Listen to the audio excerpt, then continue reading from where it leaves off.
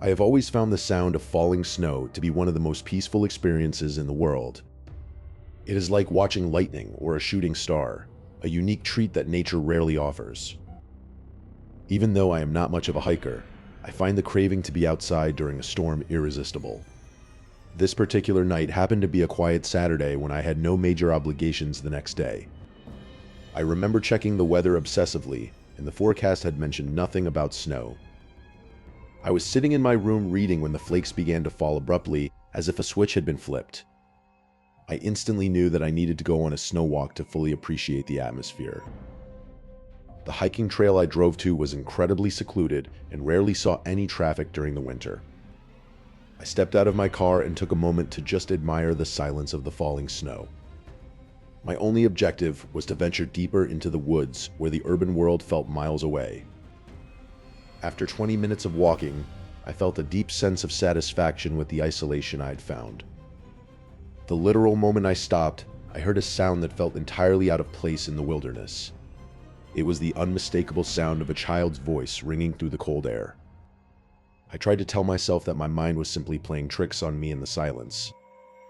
Then I heard it again, a little boy clearly yelling the word "hi." Hearing that was the very last thing I expected while being all alone in the deep woods. The most unsettling part was that the voice seemed to come from every direction at once. I whipped my head around frantically, but there was absolutely no one visible on the ground. Just as I decided to turn back to my car, the voice spoke again with a chilling clarity. The voice whispered, "Up here, silly," from somewhere directly above me. I instinctively tilted my head back and aimed my light toward the high branches. There he was, a young boy of about 9 years old, sitting calmly on a branch. It was the most bizarre and impossible sight I had ever witnessed in my life. He was bundled up in a winter coat, but the height at which he sat made no sense. The lowest branch was at least 20 feet off the ground, far beyond the reach of any child. Strangely, seeing a human face calmed me slightly compared to the fear of the unknown. I walked closer to the base of the tree while keeping my eyes locked onto the boy. He was smiling with a wide, unnatural grin that looked forced and hollow. My sense of security evaporated when I looked down at the snow around the trunk. There were no footprints around the tree, meaning he had been up there since before it started snowing. That meant he had been sitting in that freezing tree for at least 45 minutes in total silence. The tree trunk was perfectly straight and smooth, offering no logical way for anyone to climb it. The boy waved a small hand at me, and I finally found the courage to speak. I asked him how he managed to get up there, but he only replied that it was a secret. He returned to that awful grin, staring down at me with eyes that seemed to glow in my light. I didn't know what to do, as the child clearly didn't belong out in the freezing woods alone. I felt a responsibility to help him, but the situation was becoming increasingly surreal. Before I could even suggest a way down, the boy stood up straight on the narrow branch. He looked directly into my eyes and said, "Watch this," in a voice that lacked any emotion. Without any warning, he leaned backward off the branch and began to plummet toward the frozen ground. I watched in absolute terror as his small body fell through the empty space toward the snow. He hit the ground with a sickening, heavy thud that resonated through the silent woods. I was certain he was dead, as no amount of snow could have possibly cushioned such a fall. But before I could reach him, the boy's body twitched, and he began to rise with impossible speed. He didn't look hurt at all as he turned his head toward me and began to sprint into the darkness. I stood paralyzed as the boy leaned back off the branch, plummeting through the icy air. A sickening, heavy thud echoed through the silent woods as his body collided with the frozen ground. I screamed at the top of my lungs, certain that I had just witnessed the end of a young life. Before I could even take a step toward him, the boy's body snapped upright with impossible speed. He didn't look hurt at all as he turned his head toward me and began to sprint into the darkness. Against every survival instinct I possessed, I found my feet moving, chasing the shadow of a child who should have been broken. The silence of the woods was suddenly punctured by a sound that made my blood run colder than the wind. It was a laugh, or rather a sharp, high-pitched cackle that seemed to vibrate from the very trees themselves. I followed the fresh trail of his footprints, which looked oddly shallow for someone running through such deep powder. The laughter grew louder, surrounding me, making it impossible to tell where the boy was hiding. I pushed past a low-hanging branch, my breath coming in ragged, frozen gasps. As I rounded a massive oak, a weight suddenly slammed into the center of my back with the force of a falling log. I felt the cold air hit my lungs as I was thrown face first into the biting snow. Sharp, needle-like pain erupted across my neck as the boy began to claw at me with frantic intensity. I thrashed on the ground, trying to dislodge the small, heavy burden that felt far stronger than any child should be. He wasn't just hitting me, he was tearing at my skin, his fingers seeking out my eyes and throat. I could hear his rhythmic, wet breathing right in my ear, mixed with a low, guttural growl. With a surge of adrenaline-fueled strength, I managed to grab him by his coat and heave him over my shoulder. He hit a tree trunk with another loud crack, but once again he simply rolled to his feet. I didn't wait to see what he would do next. I turned and ran toward where I thought my car was parked. The warm sensation of blood trickling down my neck made me realize the severity of the scratches. My lungs burned with the freezing air, and every heartbeat felt like a hammer against my ribs. I could still hear that cackling laughter behind me, never getting further away, no matter how fast I ran. I finally saw the distant faint glow of the trailhead lights and pushed my body to its absolute limit. I reached my car, fumbled with the keys with trembling hands, and practically fell into the driver's seat. I slammed the locks down, the sound of the clicking metal providing a momentary fragile sense of safety. Just as I started the engine, a small, pale face pressed against the driver's side window, grinning. I floored the accelerator, the tires spinning wildly in the snow before finally catching grip and launching forward. I didn't stop driving until I reached the bright, populated streets of the nearest town. My mind raced with questions that had no logical answers, mainly how a child could survive such a fall. The memory of those sharp fingernails and the strength behind them made me shudder uncontrollably. I knew I had to tell the police, but I also knew how insane this story would sound to anyone else. When I finally spoke to the officers at the hospital, their skeptical expressions told me everything I needed to know. They searched the area later that night, but they returned with a report that made me doubt my own sanity. They claimed they found my footprints leading in, but not a single other set of tracks in the entire forest. No child, no fall, and no signs of a struggle existed according to the official report. Days later, I returned to the spot myself, hoping to find some piece of evidence the police had missed. The tree where I first saw him stood silent and empty, its branches reaching out like a warning. I looked up at the high branch, wondering if he was still out there, watching me from the canopy. That's when I noticed something small and yellow caught on a thorn bush just a few feet away. I reached out to touch it, but a sudden, violent crunching sound from the trees behind me stopped me dead. Something huge was moving through the brush, and it didn't sound like a child anymore. The winter break of my sophomore year was supposed to be a quiet period of solitude at home. A massive snowstorm moved in during the second week, burying the neighborhood in a thick white shroud. By Saturday evening, the Wi-Fi had cut out, leaving me trapped in a house that felt increasingly like an island. I decided on a whim to walk the 1.5 miles to my friend Ryan's house to surprise him. Stepping outside, the world was eerily silent, the only sound being the rhythmic crunch of my boots. I reached a stretch of road flanked by dense trees and empty lots where the streetlights grew sparse. Suddenly, a pair of bright headlights appeared in the distance, cutting through the swirling flakes. It was a heavy snowplow, moving at a slow, deliberate pace toward me. Without warning, the massive vehicle veered sharply to the right, its tires spinning wildly in the slush.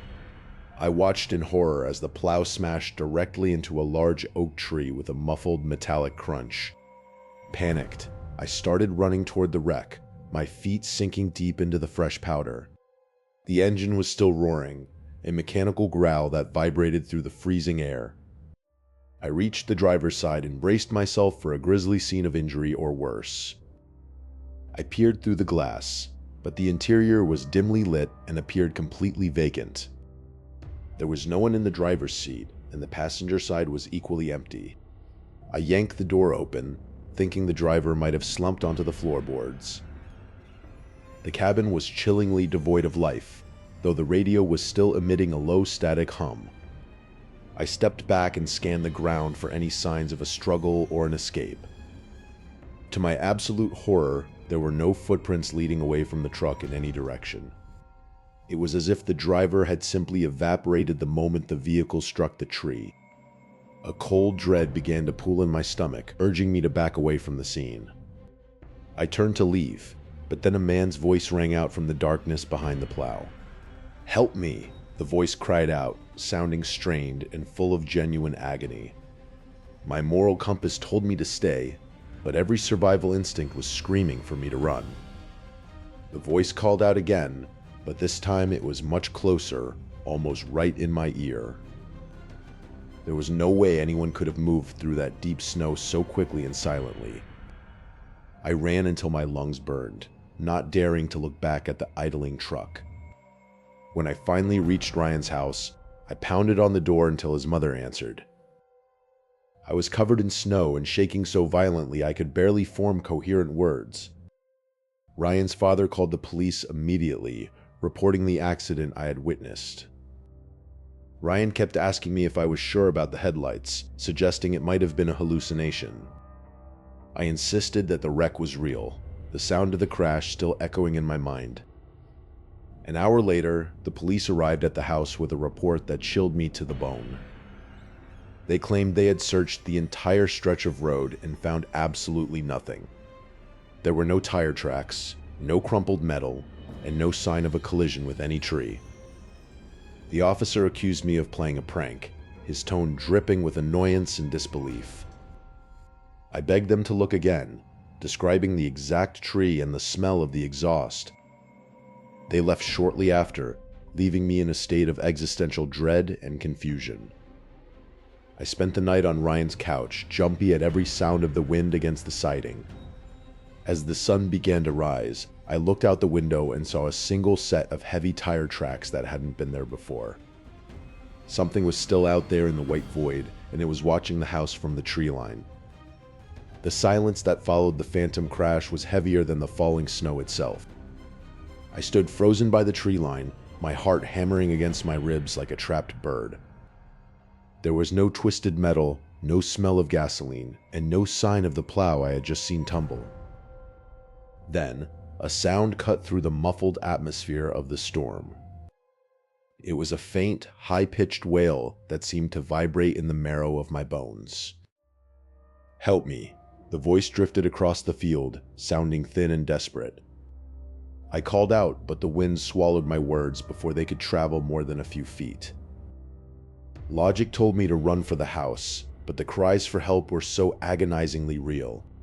I began to trek toward the center of the clearing, the snow reaching up to my knees. The further I went, the more the voice changed, losing its human warmth.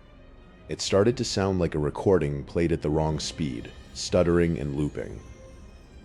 "Help, help, please help," it repeated with a mechanical, rhythmic precision.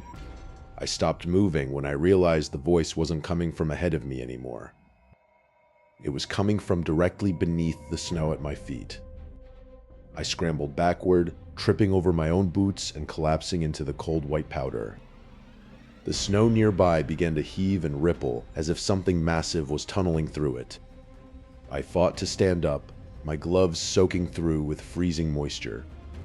The voice changed again, shifting into a guttural, wet growl that mimicked my own name. I didn't wait to see what would emerge. I turned and ran toward the lights of the house. Every step felt like running through wet concrete, the exhaustion setting in instantly. Behind me, the sound of rhythmic thumping grew louder, despite no visible footprints appearing. "Don't leave me," the voice whispered, now appearing to be right at my shoulder. I felt a cold gust of air hit my neck, colder than the wind of the storm. I reached the porch and fumbled for my keys, my fingers numb and unresponsive. I could hear the snow crunching just inches away from the bottom of the porch steps. The door finally gave way, and I practically fell into the warmth of the entryway. I slammed the door shut and threw every lock I could find. I leaned my back against the wood, listening to the frantic thudding of my own heart. From the other side of the door, there was a soft, inquisitive scratching sound. It wasn't the sound of a person knocking, but of something exploring the texture of the wood. "Open up," the voice mimicked, now sounding exactly like my mother. The realization that it could mimic anyone I knew sent a fresh wave of terror through me.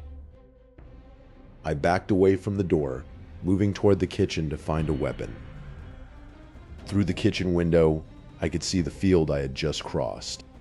There was a second set of tracks alongside mine, but they were massive and circular. They didn't lead back to the woods. They stopped right at the base of the house. Suddenly, the scratching on the front door stopped, replaced by a heavy silence. I heard a slow, rhythmic tapping coming from the roof directly above my head. Whatever was out there had found a way up, and it was looking for an opening. As the tapping moved toward the bedroom window, I realized the night was far from over. The first pane of glass upstairs began to vibrate, and I knew it was coming inside. My name is Sebastian, but back in high school, everyone just called me Sabi. 7 years ago, I attended a private school in the city, which required a daily commute on the train. Usually I would travel with my friends Charles and James, making the long rides feel like a social event. However, during track season, practice ran late, forcing us onto the more crowded evening trains. One particular night, a massive snowstorm began the exact moment our train pulled away from the city station. Within 5 minutes, the weather transitioned from a light flurry to a full-blown, blinding blizzard. The conductor announced that our train would be the last one running for the night due to the dangerous conditions. I realized with a sinking feeling that my parents wouldn't be able to drive through the accumulation to pick me up. My friends Charles and James lived near each other and reached their stop first, leaving me alone on the car. When the train finally reached my station, I was the only passenger left to step out into the freezing night. The station was eerily quiet, the sound of the wind muffled by the thick blanket of white covering everything. I adjusted my coat and began the long walk, knowing I had a highway to cross and a mile of woods ahead. To my surprise, the highway was completely abandoned, with not a single car or snowplow in sight. It felt like I was the last person on Earth, walking through a beautiful but haunting post-apocalyptic world. I reached the woodsy stretch and decided to take the shortcut through the trees to save time. Walking through the deep snow in the forest was much harder than I had anticipated, forcing me to look down at my feet. After several minutes of trudging, I happened to glance up and nearly jumped out of my skin. About 30 yards ahead, a man was standing perfectly still in the middle of my path. He wasn't dressed for the blizzard at all. He was wearing only a short-sleeved t-shirt and thin shorts. His face was locked in a terrifying wide smile that looked completely deranged and unnatural. I couldn't move, my brain refusing to process the impossibility of a man surviving in summer clothes in this weather. Suddenly, the man broke his silence with a blood-curdling scream and began charging directly at me. Adrenaline flooded my system as I spun around and began sprinting back toward the highway. I screamed for help with every breath, even though I knew the blizzard would swallow my voice. I could hear him gaining on me, the sound of his feet crunching the snow getting closer by the second. Finally, I burst out of the trees and onto the road, my lungs burning from the frozen air. I risked a look behind me and saw that the man had vanished back into the darkness of the woods. My heart was hammering against my ribs as I walked the rest of the way home, sticking to the open road. I couldn't stop thinking about my footprints. I had left a perfect trail leading straight to my front door. When I finally reached my house, my parents were waiting by the door, relieved to see me safe. Their relief quickly turned to concern as I recounted the encounter with a man in the woods. My dad immediately wanted to go out and find him, but my mom pleaded with him to stay inside. Several hours passed without any sign of the stranger, and eventually, my parents headed to bed. I lay in my bed, unable to sleep, the image of that deranged smile burned into my retinas. I kept wondering how anyone could survive in short sleeves in a storm that was killing the power and freezing the pipes. Suddenly, A sharp rattling sound at my bedroom window made me sit upright in a cold sweat. I assumed it was just a frozen tree branch, but I felt a compulsion to check anyway. I pulled back the curtain and let out a strangled cry as I fell backward onto the floor. It was him, the man from the woods, his face pressed directly against the glass only inches from mine. He didn't move or blink, he just watched me, and then he slowly began to lift a frozen, frostbitten hand to tap on the pane. I didn't wait for a second invitation to run as the man in the short sleeves lunged forward. My lungs burned as I inhaled the freezing air, every breath feeling like shards of glass. Behind me, I heard the crunch of snow in a high-pitched, warbling scream that didn't sound human. I stumbled over a hidden root, falling face first into the freezing powder.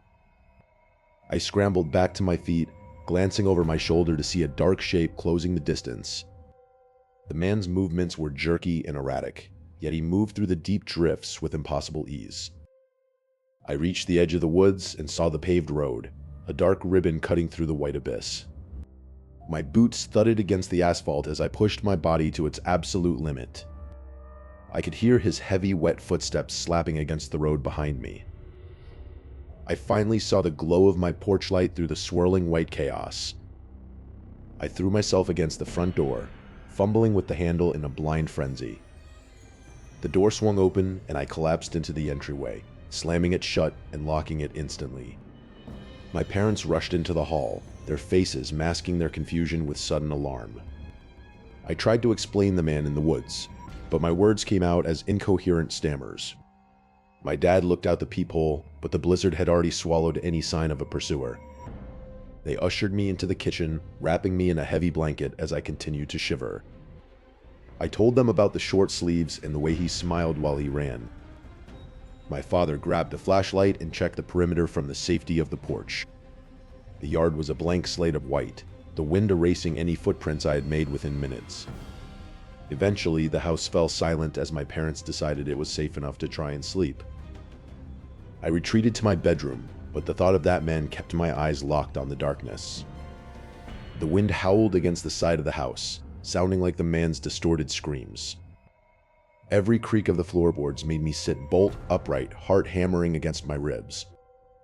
Outside, the storm showed no signs of stopping, burying the world deeper in frost. I wondered how anyone could survive in that weather without a coat. The image of his purple, frostbitten skin was burned into my mind like a brand. I tried to close my eyes, but the silence of the room was far more terrifying than the noise. Hours passed as I lay there, listening to the rhythmic ticking of the clock on the wall. Suddenly, a sharp, metallic sound echoed from the backyard, different from the wind. It sounded like something heavy being dragged across the frozen ground. I froze, holding my breath so I could hear more clearly. Then came a soft, rhythmic thudding against the side of the house, moving toward the rear. My room was on the second floor, yet I felt a strange vibration through the wall. A branch suddenly rattled against my window with a violence that made me jump. I decided to get up and fix the blind, hoping to block out the sight of the storm. My hand reached for the curtain, fingers trembling as I prepared to pull it back. The glass was frosted over, making it hard to see anything but blurry shapes. I wiped a small circle in the condensation, squinting into the night. At first, I saw nothing but the swirling white patterns of the blizzard. Then, a pair of pale, unblinking eyes suddenly materialized in the glass, just inches from my own face. I collapsed onto my bedroom floor, my lungs burning, as I tried to process the horrific image of the man standing right outside my glass.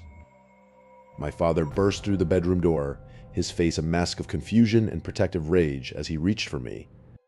He caught a fleeting glimpse of a dark shape retreating from the window frame before the swirling snow swallowed it whole. I pointed a shaking finger at the glass, unable to find the words to describe the purple, frostbitten skin I had just seen. My dad charged toward the back door, intent on hunting down the intruder who had dared to touch our home. My mother threw herself in front of him, her voice cracking as she begged him not to go out into the lethal cold of the blizzard. Relenting to her pleas, he grabbed the kitchen phone and dialed the police with fingers that were stiff from adrenaline. We waited for what felt like hours, listening to the wind howl against the siding while our eyes remained glued to the dark windows. When the police finally arrived, The sirens were muffled by the sheer density of the falling snow. The officers stood in our foyer, shaking snow from their heavy coats while they listened to our frantic report. They looked out at the backyard, noting that the footprints leading into the dense woods were already being filled by the storm. My father's temper flared when the lead officer explained they wouldn't be pursuing a suspect into the woods in these conditions. The officer stated it was too dangerous to track someone through the forest in a zero-visibility blizzard. It almost became a physical altercation as my dad demanded they do their jobs and protect his family. Ultimately, the police left, leaving us alone in a house that no longer felt like a sanctuary. I spent the rest of the night sitting in a chair facing my window, a heavy kitchen knife gripped tightly in my hand. The image of that purple, frozen face remained burned into my retinas, a ghost that wouldn't leave. I wondered how a human being could survive in short sleeves while the mercury dropped well below zero. The lack of any tracks found later by the morning light only added to the impossibility of the night. I checked the windowsill for any signs of forced entry, or even a smudge on the glass, but found nothing. For weeks afterward, I couldn't sleep without the lights on, convinced that a pair of eyes were watching me from every shadow. Every rattle of a branch against the house sent me into a state of paralyzing panic. The woods that I once found beautiful now looked like a jagged black maw waiting to swallow me. I searched the local news for reports of a missing man or a frozen body found in the area, but there was nothing. It was as if the man had been a manifestation of the storm itself, appearing out of the white and vanishing back into it. I realized that the silence of a snowy night would never again sound peaceful to my ears. That winter changed me, stripping away the carefree innocence of my youth and replacing it with a hypervigilance. I often wonder if he is still out there, waiting for the next record-breaking blizzard to find his next victim. I made sure to install security cameras and motion lights around the entire perimeter of our property. My family eventually moved away from that house, but the memories of that night followed us like a cold draft. Even now, years later, I still find myself checking the locks twice whenever the first snowflake falls. There is a specific type of cold that reminds me of his skin, a chill that seems to seep directly into the bone. I shared my story with Charles and James, but even they couldn't find the words to comfort the fear they saw in my eyes. Time has a way of dulling the sharp edges of trauma, but some scars never quite fade to nothing. The world is full of things we cannot explain, entities that operate outside the laws of nature and logic. If you ever find yourself walking through a blizzard and see someone who doesn't belong, do not stop to wonder why. Run, and do not look back until you are safe behind a locked door with the curtains drawn tight. The unknown doesn't always want to be understood. Sometimes, it just wants to watch you from the dark. My story is a testament to the fact that on a snowy night, the most dangerous thing in the woods isn't the cold, but what the cold brings with it. As the snow continues to fall outside my window tonight, I finally close my eyes and find the sleep that has eluded me for so long.